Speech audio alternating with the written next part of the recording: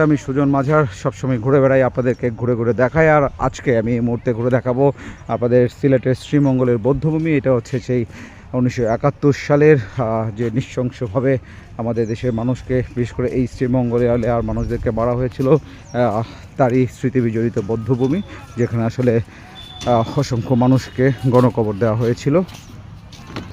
এ হলো বৌদ্ধভূমির স্মৃতিস্তম্ভ। আর এটা একটা ছোট খাল, বিভিন্ন স্ট্যাচু এখানে আছে।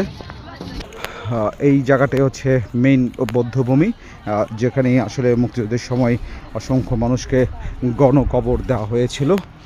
আমরা তাদের প্রতি সশ্রদ্ধ সম্মান জানাই।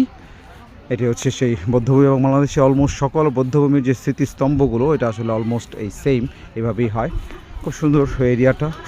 বিকেল, বিশেষ করে একটা সুন্দর বিকেল এখানে আপনারা কাটাতে আসতে পারেন এবং শহীদদেরকে শ্রদ্ধা করে স্মরণ করতে আসতে পারেন। আর সুন্দর একটা ব্রিজ করে রাখা আছে।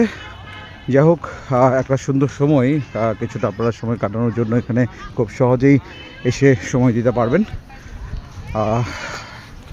এই যে আমি একটু কাছাকাছি একটা ছোট্ট জিনিস আপনাদের সাথে শেয়ার করার জন্য যাচ্ছি। বৌদ্ধভূমিতে যে মানুষকে মেরে রাখা হয়েছিল সেটার একটা সচিত্র ছবি এখানে আসলে আছে, এবং ঠিক এটার পাশেই এই বড় স্মৃতিস্তম্ভটা।